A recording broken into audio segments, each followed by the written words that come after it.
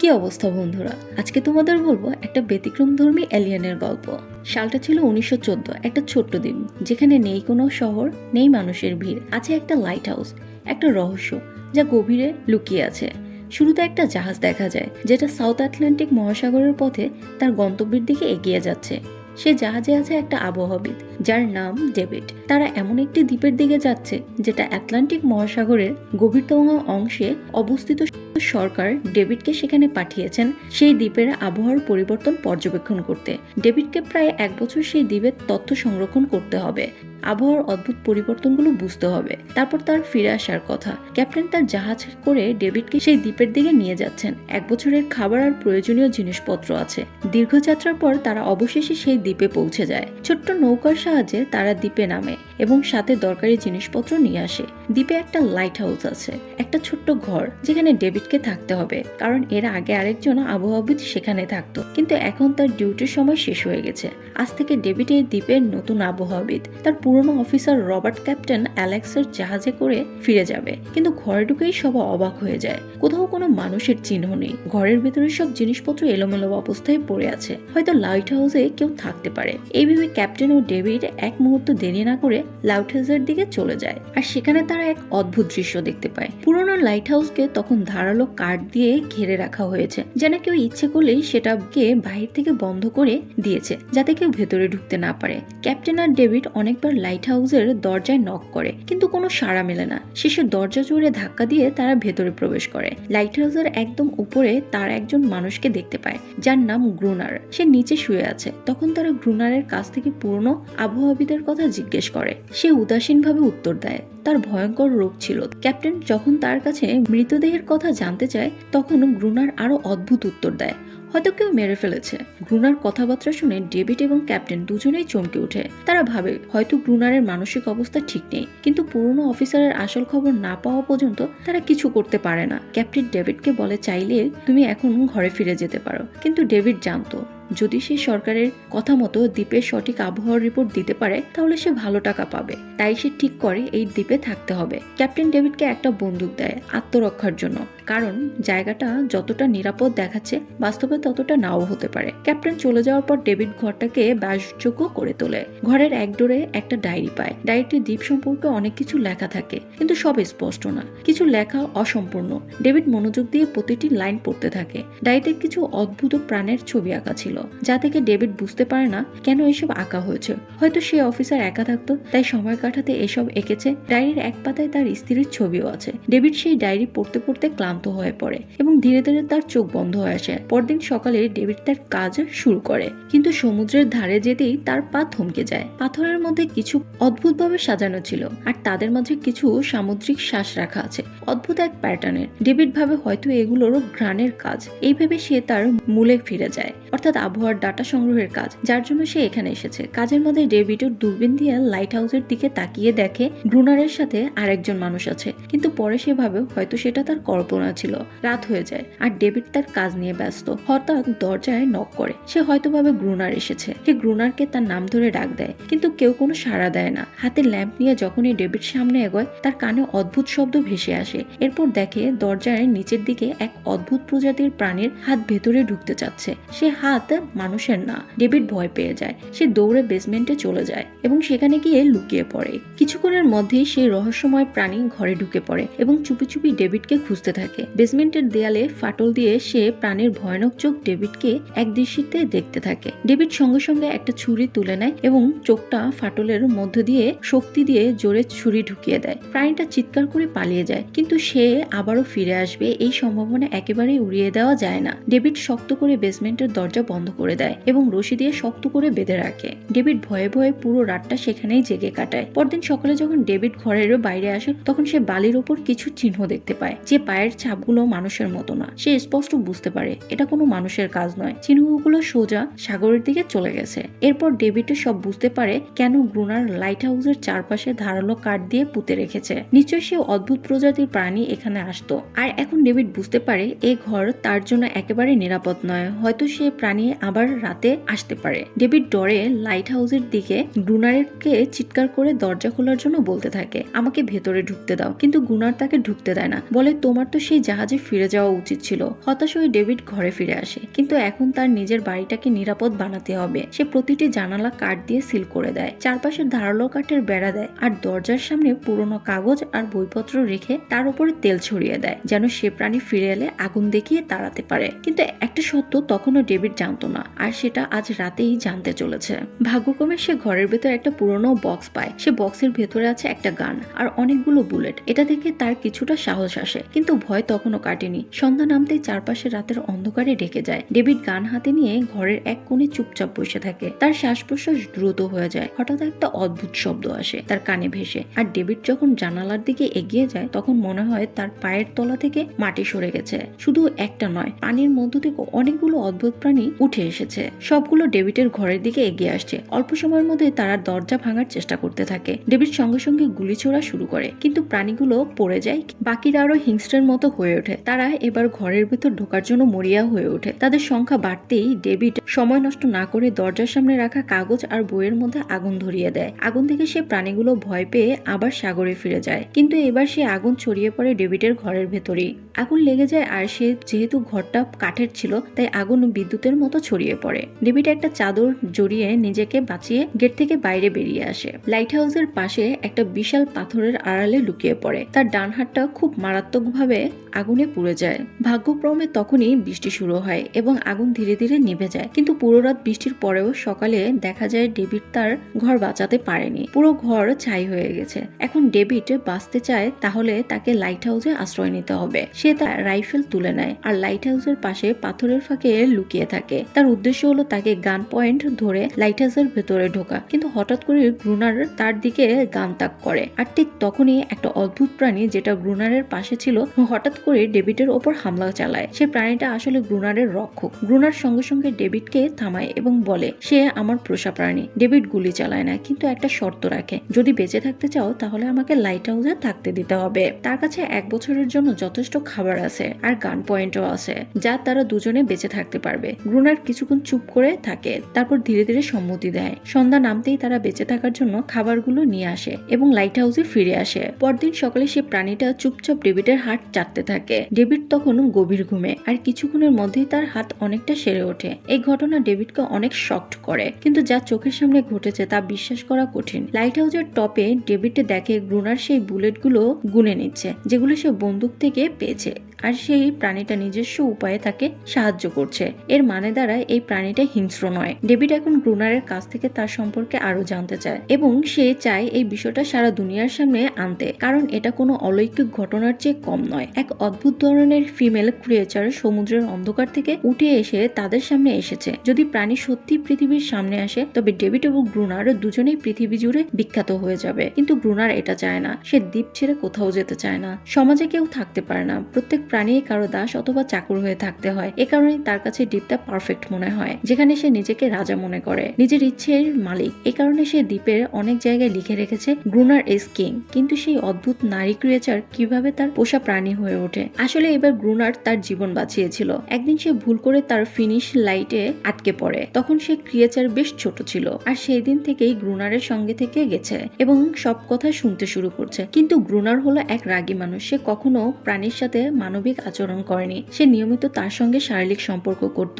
একবার সে প্রাণীটা গ্রুনারের উপর আক্রমণ করে, আর তার প্রতিশোধে গ্রুনার তাকে শাস্তি দেয়। এমন এক শাস্তি যার পর থেকে ক্রিয়েচার নিজেকে গ্রুনারের দাসী ভাবতে শুরু করে। হয়তো এই কারণে প্রতি রাতে সমুদ্র থেকে সে ক্রিয়েচার বেরিয়ে আসে তাকে ফিরিয়ে নিতে, কিন্তু তারা দিনের আলোতে আক্রমণ করতে পারে না। যাই হোক, ডেভিড এখন আর একা থাকতে চায় না। সে কোনো আসন্ন জাহাজকে সিগন্যাল পাঠিয়ে এই জায়গা থেকে সরে যেতে চায়, কিন্তু যেটা মোটেও সহজ কাজ নয়। গ্রুনার বলছে কোনো জাহাজ কখনোই এখানে আসে না, কিন্তু ডেভিডও বিশ্বাস করে তার এখানে থাকতে একদমই ভালো লাগছে না। এজন্য সে হাঁপিয়ে উঠেছে। যত তাড়াতাড়ি সম্ভব সে এই জায়গা ছেড়ে চলে যেতে চায়। সন্ধ্যা নামতেই শুরু হয়ে যায়। গ্রুনার তাকে বলে গান দিয়ে রেডি হয়ে যাও, কারণ সে কোনো না সময় ক্রিয়েচার আক্রমণ করতে পারে। তারা লাইট হাউসের আলো জ্বালার জন্য প্রস্তুতি নেয়, আর কিছুক্ষণের মধ্যে এক বিশাল সংখ্যক ক্রিয়েচার সমুদ্র থেকে বেরিয়ে আসে, লাইট হাউসের দিকে এগোতে থাকে। গ্রুনার টানা তাদের উপর গুলি চালাতে থাকে, কিন্তু ডেভিড পুরনো ভয় পেয়ে যায়। সেই লাইট হাউসের ভেতরের দিকে পিছু হটতে থাকে। গ্রুনার বারবার বলার পরও সে এক কোণে চুপচাপ বসে থাকে আর কিছুক্ষণের মধ্যেই সে অজ্ঞান হয়ে পড়ে। গ্রুনার একাই সেই প্রাণীদের সাথে লড়াই করে যায়। পরদিন সকালের আগে গ্রুনার ডেভিডকে জাগিয়ে তোলে। তুমি যদি লাইট হাউসে থাকতে চাও তাহলে আমার সব কথা মানতে হবে, রোজ পানি আনতে হবে, লাইট হাউসের সব ছোট বড় কাজ করতে হবে আর রাতে তার সাথে গার্ড ডিউটিতে থাকতে হবে। এসব করে তার জন্য বাধ্যতামূলক হয়ে পড়ে। বেঁচে থাকতে হলে তাকে লাইট হাউসে থাকতেই হবে। ডেভিড এখন গ্রুনারের সব কাজ করতে রাজি হয়ে যায়, কিন্তু একটি জিনিস যেটা সে কখনোই পছন্দ করত না। গ্রুনার প্রতিদিন আলাদা আলাদা উপায়ে সেই নারী ক্রিয়েচারকে শারীরিকভাবে নির্যাতন করত, কিন্তু সে মানুষ বছরের পর বছর নির্জন দ্বীপে একা থেকেছে, তার মানসিক অবস্থা খারাপ হওয়া স্বাভাবিক নয়। ডেভিড এমনটাই ভাবে, হয়তো গ্রুনারের মাথা আর ঠিক নেই, তবু তাকে তার কথা শুনতে হয়। রাত হলে আবার পাহারার জন্য তৈরি হতে হয়। আবারও সেই ক্রিয়েচারের সমুদ্র থেকে বেরিয়ে আসে, কিন্তু আজ ডেভিড ভয় পাচ্ছে না, সে গুলি চালায়। কিন্তু আজ গ্রুনার ডেভিডকে বাইরে রেখে লাইট হাউসের গেট বন্ধ করে দেয়, কিন্তু নিজে ভেতরে চুপচাপ বসে থাকে, যেন ডেভিড নিজে শিখে নেয় এই ক্রিয়েচারের সাথে কিভাবে লড়তে হয়। না হলে সে লড়াই করতে চায়, নইলে মরেই যাবে। ডেভিড চিৎকার করে সাহায্য চায়, কিন্তু গ্রুনার কোনো সাহায্য করে না। এভাবে লড়াই করতে থাকে। রাত এবং সকাল হয়ে যায়। সকালে গ্রুনার দেখে ডেভিড রক্তে ভেজা অবস্থায় লাইট হাউসের দরজার সামনে বসে আছে। সে এখন শিখে গেছে কিভাবে ক্রিয়েচারের সঙ্গে লড়াই করতে হয়। তার ভেতরে একটা ভয়টা চলে গেছে। এভাবে সময় যেতে থাকে। রাতগুলো সেই ক্রিয়েচারদের সঙ্গে লড়াই করতে থাকে আর দিনে গ্রুনারের লাইট হাউসের কাজ করতে থাকে। এই দ্বীপ এখন বন্দি ঘরের মতো হয়ে উঠেছে। সে সারাক্ষণ ভাবতে থাকে কবে সে এখান থেকে বেরোবে, কবে মুক্তি হবে। সময়ের সাথে ডেভিডের সেই নারী ক্রিয়েচারটি এক অদ্ভুত বন্ধুত্ব গড়ে ওঠে। ডেভিড এখন তার জন্য খারাপ অনুভব করতে থাকে। নিজের প্রয়োজন ছেড়ে একা থাকাটা কত কষ্টের। হয়তো সেই ক্রিয়েচারটাও এমনই কিছু অনুভব করে। ডেভিড তাকে একটা নাম দেয়, অ্যারেনিয়াস। এরপরে একদিন তারা ভাবে ক্রিয়েচারকে আক্রমণ ধীরে ধীরে কমে যাচ্ছে। ডেভিড ভাবে হয়তো শীতকালে তারা অন্য কোথাও চলে গেছে, ঠিক যেমন তিমিরা করে, অথবা হয়তো তারা বুঝতে পেরেছে এ দুজনকে আক্রমণ করে কোনো লাভ নেই। কিন্তু গ্রুনার তাকে স্পষ্ট জানিয়ে দেয় একদমই না, তারা আবার আসবে। এখন তারা নিজেদের সংখ্যা বাড়াচ্ছে। আর কিছুদিন এভাবে কেটে যায়। একদিন রাতে ডিনারের পর গ্রুনার আর ডেভিড সময় কাটানোর জন্য তারা দাবা খেলতে বসে, কিন্তু এখানে গ্রুনার একটা বড় ভুল করে ফেলে। তারা খেলায় এতটাই মগ্ন হয়ে যায় যে লাইট হাউসের আলো জ্বালাতে ভুলে যায় আর অন্ধকারের সুযোগ নিয়ে ক্রিয়েচার তাদের উপর হামলা চালায়। ডেভিড দেখে ক্রিয়েচার এখন ব্লিড করেছে। তারা সংখ্যা এত বেড়ে গেছে যে দুজন মিলে বেশি সময় ধরে লড়াই করতে পারবে না। গুলির সংখ্যাও প্রায় শেষ হয়ে গেছে। কোনোভাবে বেঁচে থাকতে হলে তাদের লাইট হাউসের ওপরে পৌঁছায়, কিন্তু এ সময় গ্রুনার পায়ে গভীরভাবে চোট পায়। ক্রিয়েচারের লাইট হাউসের ঢোকার চেষ্টা করছে। ডেভিড আর গ্রুনারের মাঝে বাঁচার কোনো উপায় নেই, কিন্তু ভাগ্য ভালো যে সূর্য উঠে গেছে। সূর্যের আলো ফুটেছে। সেসব ক্রিয়েটাররা লাইট হাউস ছেড়ে আবার সমুদ্রে ফিরে যায়। কিন্তু এখন ডেভিড বুঝে গিয়েছে তারা যে এই ক্রিয়েচারের সঙ্গে যুদ্ধে জিততে পারবে না। গুলিও প্রায় শেষ, তার কাছে খাবারও শেষ, বেশি দিন চলবে না। পরদিন ভাগ্যক্রমে ডেভিড যখন লাইট হাউসের বাইরে এদিক সেদিকে হাঁটছে, তখন সে সমুদ্রের একটা জাহাজ দেখে। সে দ্রুত ভেতর থেকে ফ্লোরারের নিয়ে আসে, জাহাজকে সিগন্যাল পাঠায়, কিন্তু গ্রুনার তাকে থামিয়ে দেয়। সে চায় না ডেভিড এই জায়গা থেকে চলে যাক। কিন্তু ঠিক তখনই অ্যারেনিয়াস গ্রুনার ওপর হামলা করে। সে ডেভিডকে গ্রুনারের হাত থেকে বাঁচাতে চায়। গ্রুনার কাউকে এই দ্বীপ ছেড়ে যেতে দিতে চায় না। এই দ্বীপ তার নিজের দ্বীপ, পৃথিবী, যেখানে সে রাজার মতো থাকে এবং একটা দাসী আছে যে সবসময় তার কথা শুনে। এই জীবন ছেড়ে শহরে ফিরে যেতে চায় না, আর সেই ডেভিড কেউ শহরে যেতে দিতে চায় না। এতদিন থাকার পর এখন তার কাছে একজন আছে যার সঙ্গে সে কথা বলতে পারে। ধীরে ধীরে সেই জাহাজ ডেভিডের চোখের সামনেই সমুদ্রে হারিয়ে যায়। এখন তার আর কিছুই করার নেই। এভাবে আরো কয়েকদিন কেটে যায়। গ্রুনার এখনো ডেভিড আর ক্রিনাস দুজনের সঙ্গে খারাপ ব্যবহার করে, কিন্তু অ্যারেনিয়াস সে বিশেষভাবে মারধর করত, যেটা ডেভিডের একদমই ভালো লাগতো না। একদিন ডেভিডে অ্যারেনিয়াসের উপহার দেয় একটা ছোট্ট টয় বোট, যেটা সে টিমের হাড় দিয়ে বানিয়েছে। হয়তো অ্যারেনিয়াসের মন একটু হালকা হবে, কিন্তু যখন অ্যারেনিয়াস সেই বোটটা দেখে তখন সে নিজেকে দ্বীপের এক কোণে নিয়ে যায়। সেখানে সত্যি একটা আসল বোট রয়েছে। ডেভিড যখন সে বোট সম্পর্কে গ্রুনারকে জিজ্ঞেস করে, তখন গ্রুনার জানায়, হ্যাঁ আমি জানতাম ওই জায়গায় একটা বোট আছে। কয়েক মাস আগে এক অস্ত্র পাচারকারী জাহাজ, যেটা প্রচুর গোলাবারুদ নিয়ে যাচ্ছে, সমুদ্রের ঝড়ের কারণে দ্বীপের মাঝে ডুবে যায়। তবে কিছু লোক বেঁচে যায়, এই দ্বীপে বোট করে চলে আসে। সকাল হওয়ার আগেই তারা আর কেউ বেঁচে ফিরে না, তাদের কেউ বেঁচে থাকেনি, সবাই সেই ক্রিয়েচারের শিকার হয়ে যায়। এই কথা শুনে ডেভিডের মাথায় একটা প্ল্যান আসে। তাদের কাছে একটা ড্রাইভিং শুটের মতো কিছু আছে। যদি কেউ সেটা পুড়ে সমুদ্রের নিচে ড্রাইভ করে তাহলে হয়তো কিছু বুলেট আর ডায়মন্ড পাওয়া যেতে পারে, যেটা দিয়ে দানবদের সঙ্গে লড়াই করা সহজ হবে। কিন্তু গ্রুনার সরাসরি প্রস্তাব অস্বীকার করে দেয়। সে সমুদ্রের ধারে পর্যন্ত যেতে চায় না। তবুও ডেভিড নিজের জীবনের ঝুঁকি নিয়ে এই কাজটা করতে প্রস্তুত হয়, আরো কিছুদিন বেঁচে থাকার জন্য। ডেভিড আর অ্যানিয়াসের মধ্যে একটা ভালো সম্পর্ক হয়ে ওঠে। ডেভিড তাকে পছন্দ করতে শুরু করে। এই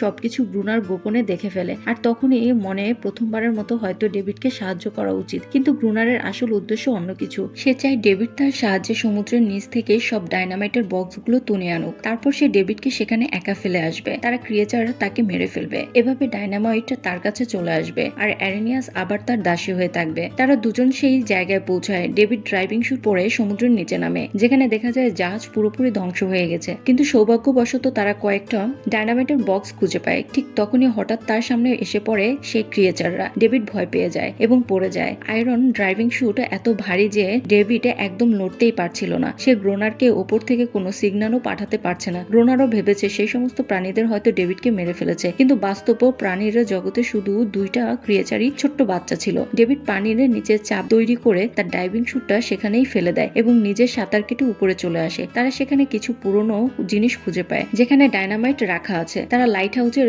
দুই পাশে দুইটা স্তরে ডায়নামাইট বসিয়ে দেয়, যাতে পরবর্তী আক্রমণে একেবারে সব মনস্টারদের শেষ করে ফেলা যায়। কয়েক মাস কেটে যায়, তুষার পড়া শুরু হয়ে যায়, কিন্তু সে প্রাণীরা আবার অদৃশ্য হয়ে যায়। আক্রমণ বন্ধ হয়ে যায়। এখন তাদের প্রধান কাজ হয়ে দাঁড়ায় লাইট হাউস চালু রাখা, আগের মতো নজরদারি করা। গ্রুনারের সব ধৈর্য ভেঙে গেছে। সেভাবে হয়তো অ্যারেনিয়াস সেই ডায়নামাইটের গ্রুনারের কথা প্রাণীদের বলে দিয়েছে, তাই তারা এখান থেকে আক্রমণ করছে। রাগে পাগল হয়ে গ্রুনার অ্যারেনিয়াসকে মারতে শুরু করে, কিন্তু ডেভিড তাকে থামিয়ে দেয়। শেষমেশ তারা দুজন মিলে একটা নতুন পরিকল্পনা করে। তারা লাইট হাউসের প্রধান দরজা রাখবে, যে প্রাণীরা ঢুকবে ডায়নামাইট বিস্ফোরণ করে দেবে। কিছুক্ষণ পরে সেই প্রাণীরা সমুদ্র থেকে বের হয়ে চলে আসে। তারা সোজা প্রধান দরজার দিকে এগিয়ে আসে। ভেতরে ঢুকেই তারা ডেভিডের উপর হামলা করে। ডেভিড সাহস দেখিয়ে সেই মনস্টারদের সাথে লড়াই করতে শুরু করে। ঠিক তখনই লাইট হাউসের কাছে পৌঁছায়। তখন গ্রুনার ডায়নামাইটের লেবার টিপ দেয়, কিন্তু বিস্ফোরণ হয় না। ডেভিড আগে থেকেই তার সংযোগ বিচ্ছিন্ন করে রেখেছে এবং সে সেটা আবার জোড়া দিতে ভুলে গেছে। ডেভিড দ্রুত দৌড়ে উপরে উঠে আসে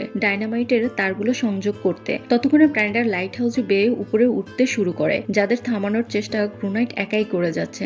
যখনই কানেকশন দেওয়া হয়, ডেভিড প্রথম স্তরের বিস্ফোরণ ঘটায় আর অনেক প্রাণী বিস্ফোরণে মারা যায়। কিন্তু তখনও বহু মনস্টার লাইট হাউসের হামলার জন্য প্রস্তুত। তারা গ্রুনার দ্বিতীয় স্তরের বিস্ফোরণ ঘটায় আর এই ভয়াবহ বিস্ফোরণে তারা দুজনেই অজ্ঞান হয়ে পড়ে। পরদিন সকালে যখন তাদের জ্ঞান ফেরে, তখন তারা দেখে অ্যারেনিয়াস সেখানে নেই। চারপাশে মৃত সেই প্রাণীদের লাশ ছড়িয়ে ছিটিয়ে আছে, যেখানে কিছু জীবিত কিন্তু আহত। তাদের গ্রোন একে একে মেরে ফেলছে। তখনই ডেভিডের চোখে পড়ে মৃত এক প্রাণীর গলায় একটা নেকলেস ঝুলছে, আর সেই মুহূর্তেই ডেভিড উপলব্ধি করে তাদের সবচেয়ে বড় ভুল হয়েছে। আসলে প্রাণীরা হিংস্র না, তারা মানুষের মতোই সভ্য, শুধু তারা মানুষের মতো কথা বলতে পারে না। সম্ভবত তারা লাইট হাউসের কোনো কারণে আক্রমণ করছে, কিন্তু গ্রুনারের কাছে সব অর্থহীন। তার কাছে সেই দ্বীপের রাজা, সবাইকে তার আদেশ মানতে হবে। এরপর আর কোনোদিন সে প্রাণীরা সেখানে আক্রমণ করতে পারেনি। তবে প্রতিদিন সমুদ্রের তীর থেকে কান্নার আওয়াজ ভেসে আসতো। ডেভিড বুঝতেই পারেনি যে কত বড় ক্ষতি করে ফেলেছে, কত পরিবার ভেঙে গেছে, কত শিশু আপনজন হারিয়েছে, শুধুমাত্র একটা ভুল বোঝাবুঝির জন্য। পরদিন ডেভিড দেখতে পায় কিছু ছোট্ট ছোট্ট বাচ্চা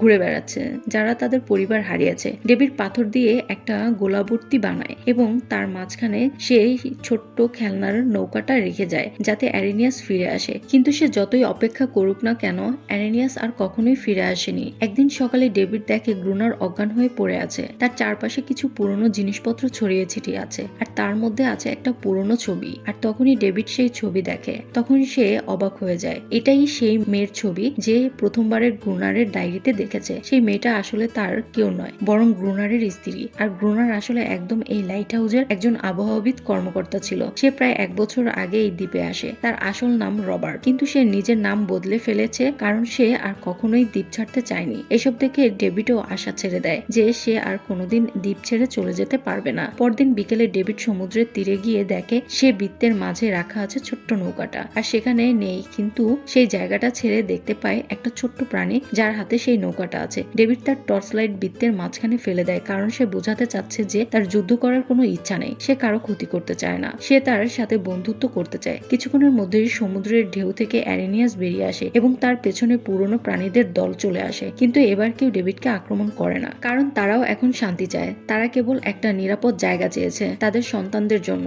যেমনটা সব প্রাণী চায়। হঠাৎ করে দ্বীপের মানুষের উপস্থিতি তাদের ভালো লাগেনি, তাই তারা প্রতি রাতে আক্রমণ করেছে। কিন্তু গ্রুনারকে এসব কে বোঝাবে? সে তো কখনোই নিজেকে এই দ্বীপের রাজা ভাবে। গ্রুনার লাইট হাউস থেকে বেরিয়ে আসে, হাতে বন্দুক। ডেভিডকে বোঝানোর চেষ্টা করে যে প্রাণীরা লড়াই করতে চায় না, তারা শান্তি চায়। কিন্তু গ্রুনার কিছু শোনে না। সে চিৎকার করে, অ্যারেনিয়াসকে বলে ভেতর থেকে চলে যেতে। কিন্তু সেই প্রথমবার যখন অ্যারেনিয়াস তার কথা শোনেনি, কারণ সে আর দাসী নয়, আর সে শুধু একজন মা, সে তার সন্তানদের জন্য দাঁড়িয়ে আছে। গ্রুনার ভেতর থেকে দুর্বল অনুভব করতে শুরু করে, আর আগেই সে লাইট হাউসের দিকে এগিয়ে যায়। ডেভিড ভাবে হয়তো এবার গ্রুনার বুঝে গিয়েছে প্রত্যেক প্রাণী স্বাধীনতা চায়, কেউ কারো দাস হয়ে থাকতে চায় না। কিন্তু গ্রুন বুঝদার মানুষ নয়। সে লাইট হাউসের পৌঁছে ওপর থেকে ফ্লোয়ার ছুড়ে, যা গিয়ে সরাসরি একটা প্রাণীর গায়ে লেগে যায়। সে শিটুরির সঙ্গে সঙ্গেই মারা যায়। সবাই আতঙ্কে পালিয়ে যায় এবং অ্যারেনিয়াসও ডেভিডের ওপর থেকে সমস্ত বিশ্বাস হারিয়ে রাগে পাগল হয়ে ডেভিড লাইট হাউসের দিকে দৌড়ে যায় এবং গ্রুনারের সাথে ধাক্কা খায়। শুরু হয় তাদের লড়াই। সে চিৎকার করে জিজ্ঞাসা করে, তুমি কেন এসব করলে? এরা তো শুধু শান্তি চাচ্ছে। কিন্তু গ্রুনার তখন এতই হিংস্র হয়ে উঠেছে, সে ডেভিডকে মারার সিদ্ধান্ত নিয়ে ফেলে। হাতে কুড়াল নিয়ে যখনই সে ডেভিডকে আক্রমণ করতে চায়, ঠিক তখনই ডেভিড তাকে আসল নামে ডাকে, রবার্ট। এই নাম শুনে গ্রুনার একদম থেমে যায়। আসলে রবার্ট এমন মানুষ কখনোই ছিল না। সে দ্বীপে আসার পর তার মানসিক অবস্থা ভয়াবহ অবনতি ঘটে। একাকিত্ব, স্ত্রীর মৃত্যু আর গভীর বিষণ্ণতা সবকিছু তাকে এরূপে পরিণত করেছে। সে আদতে কোনো খুনি নয়, সে একজন ভালো মানুষ। সে প্রাণের কখনোই যুদ্ধ চায়নি, তারা কেবল শান্তি চেয়েছে। গ্রুনার তাদের শুধু এই কারণেই মেরেছে যে যাতে সে নিজেকে শক্তিশালী প্রমাণ করতে পারে। আর এখন গ্রুনার ভুল বুঝতে পারে, তাই সে নিজেকে এই প্রাণীদের সামনে আত্মসমর্পণ করে এবং কয়েক মুহূর্তেই সেই সব প্রাণীরা মিলে তাকে মেরে ফেলে। ডেভিড নিজেকে লাইট হাউসের ভেতর থেকে তালা মেরে সেভ করে ফেলে। সময়ে এভাবেই কেটে যায়। আর 1 বছর পর দ্বীপে একজন সরকারি কর্মকর্তা আসে এবং সঙ্গে একজন নতুন আবহাওয়া পর্যবেক্ষক। ডেভিডকে সেখান থেকে নিয়ে যাওয়া হবে এবং নতুন অফিসার দ্বীপের আবহাওয়া পর্যবেক্ষণের কাজ শুরু করবে। কিন্তু সেই অফিসার ভাবে ডেভিড আসলে গ্রুনার, আর ডেভিডও তাদের ভুল ভাঙায় না। সে চুপচাপ ব্যালকনিতে যায় আর দাঁড়িয়ে পড়ে, কিছু বলে না, কারণ এখন সে ওই দ্বীপ ছেড়ে চলে যেতে চায় না। ঠিক তখনই গ্রুনারের মতো একজন অ্যারেনিয়াসও তার পরিবার নিয়ে সুখে আছে। এখন তাদের আর কোনো গ্রুনারের ভয় নেই, কারণ এখন সেও দ্বীপ ছেড়ে চলে যেতে চায় না। ঠিক গ্রুনারের মতো তারা দ্বীপে ও সমুদ্রে স্বাধীনভাবে থাকতে পারে। আর এখানেই এই মুভির সমাপ্তি ঘটে।